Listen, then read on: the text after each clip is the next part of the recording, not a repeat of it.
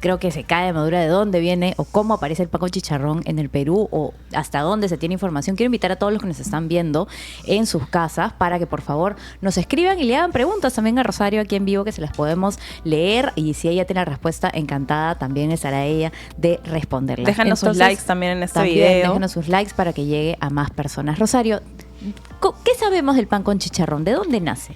Bueno, definitivamente los sándwiches es una creación británica y nosotros hemos tenido una fuerte influencia británica por el hecho de que después de los italianos la comunidad más importante era la británica y ellos nos trajeron la cerveza, los deportes, el budín, el cake, la torta de matrimonio, en fin, las gaseosas. O sea, ellos han ejercido una influencia bastante grande en nuestra cultura y de ahí nosotros adquirimos la costumbre de los sándwiches, porque normalmente la comida callejera eran los anticuchos, los picarones, el pescado frito, ¿no? ¿El ceviche también? No.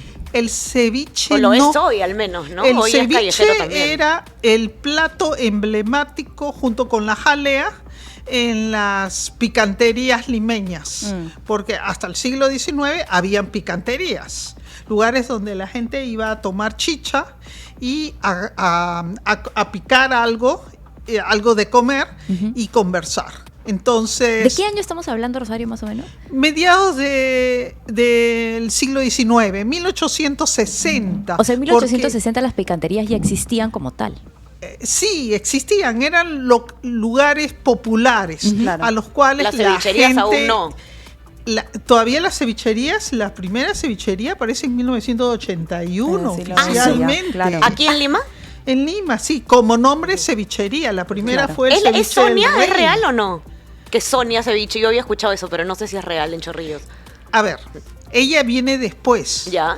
Pero el tema es que existe un local que se llama el Ceviche del Rey, abre en el año 1981 y su publicidad era en la televisión, en la radio, en los periódicos, el Ceviche del Rey y una de sus platos fuertes era el ceviche al instante. Y yo, por ejemplo, he ido de curiosa a ver ese famoso ceviche, que en medio del salón había un señor con un mostrador y hacía el ceviche y todos estábamos ahí mirando y cómo lo hacía, ¿no? Sorprendidos que se hiciera en el instante y que fuera tan rico.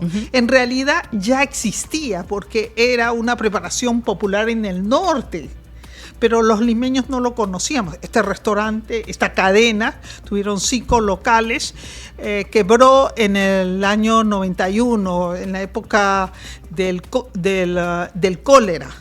Pero como buenos peruanos que imitamos todo lo bueno, se establecieron inmediatamente después una cevichería, otra, y así fue como fue creciendo el negocio de las cevicherías, de 5, 6 que habían en los 80.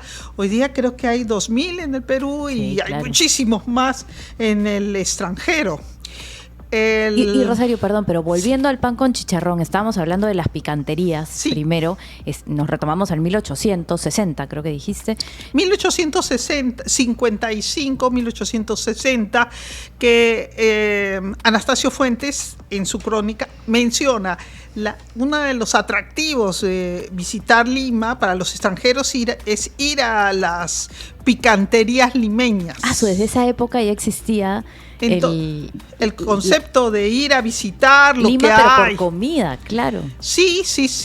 Incluso es parte de nuestra personalidad como limeños, porque si uno ve los periódicos en el año 1920, 1925, hace 100 años, llegaba la época de Semana Santa y todos probaban los pan de dulces que se fabricaban en diferentes panaderías y la gente comparaba cuál era el más rico. durante la Semana Santa y se regalaba incluso a los presos, a la gente humilde, a los mendigos, se regalaba el pan de dulce.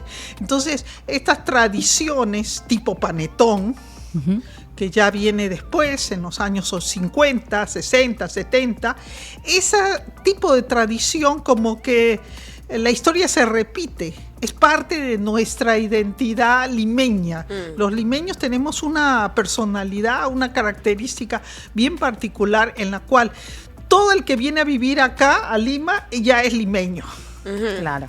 No hay el prejuicio de que, no, el limeño es el que ha nacido y el que tiene su familia por varias generaciones y el resto no.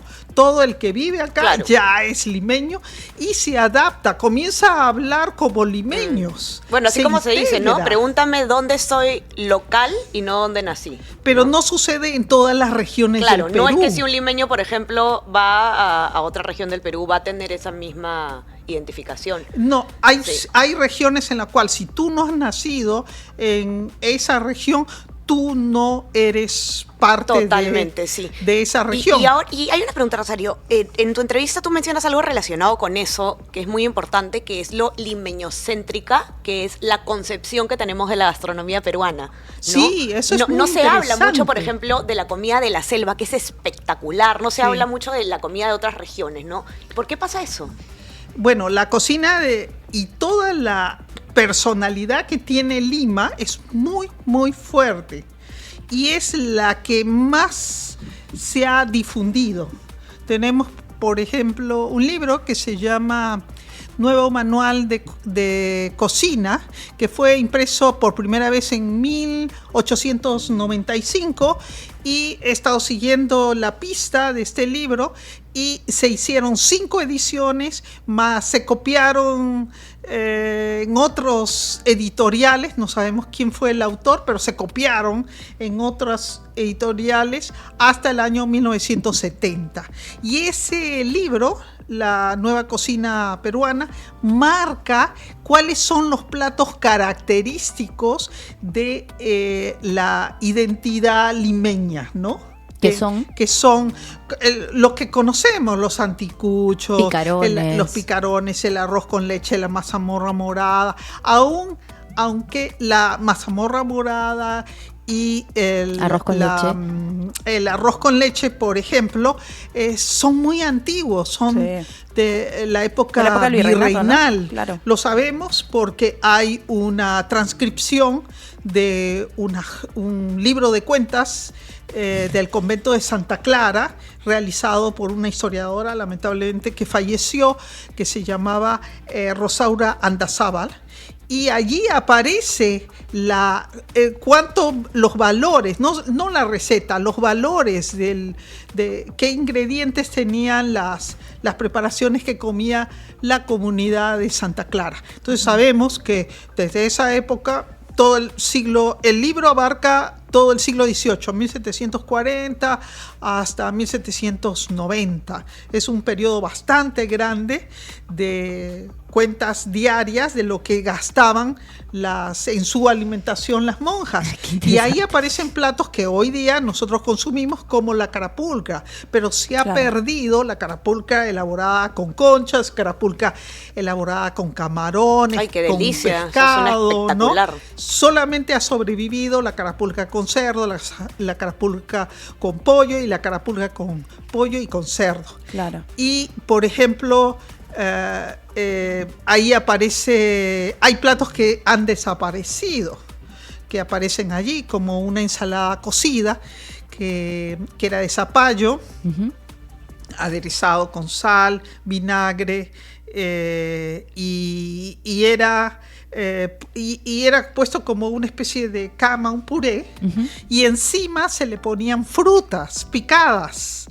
Y una persona que prueba esa combinación es absolutamente exquisita, porque es una combinación dulce, salada, agria, muy agradable. En principio dice, ay, ¿cómo voy a comer esto? Es chocante, pero al probarlo es muy agradable. Pero hay muchas cosas, creo, de la gastronomía peruana que en otro contexto podrían ser chocantes, ¿no? Ahora, igual pregunto también esto, Rosario, porque el pan con chicharrón para nosotros de pronto es un desayuno, definitivamente no de todos los días, pero que es un desayuno, no sé, pues de domingo, de repente o de sábado, un desayuno rico, un desayuno de fin de semana, contundente, que no es tan tradicional, hablando incluso de nuestros vecinos o en Latinoamérica. En Buenos Aires, por ejemplo, el típico desayuno es tus medialunas con tu café. Y desayunar algo más les parece extraño. ¿Desde cuándo también tenemos esa tradición los peruanos en general, creo, porque eso no es exclusivo de Lima? En el sur, por ejemplo, algo que se desayuna muy rico es el adobo, ¿no? ¿Desde cuándo tenemos esa tradición de desayunar tanto? El chicharrón. Bueno, el chicharrón ya está en 1650, 1670. Ya tenemos noticias del consumo de chicharrones. Mira, los horarios de la vida antiguamente estaban más vinculadas con el trabajo. El trabajo, Comías claro. bien en la mañana para rendir durante todo el día. ¿Comías bien como un almuerzo? Como decir? un almuerzo. O sea, lo que y comías en la regresabas mañana era, digamos, un gran abundante, almuerzo. Qué como difícil, ¿no? toda población Claro, pero es para campesina. trabajar. Claro, para trabajar, Claro. pero qué difícil, Exacto. claro, poder comer esa cantidad de comida en una hora tan temprana, ¿no? Y perdón. luego regresabas a tu casa a comer o ibas, Claro. en el caso ibas a una picantería a comer algo, picar algo con los amigos y luego ibas a tu casa. Entonces, más o menos eran los horarios.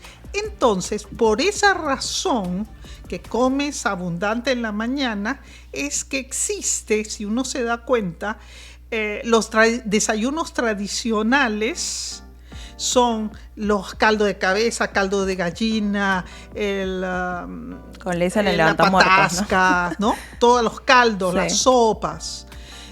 Nosotros somos mucho de sopas porque nuestra tecnología alimentaria era conservar los alimentos para poderse guardar por años. Ajá. Entonces, nuestra característica en la región andina es comer muchos sopas y guisos. Eso es y diferente a la de México, que en México es tortilla con alimentos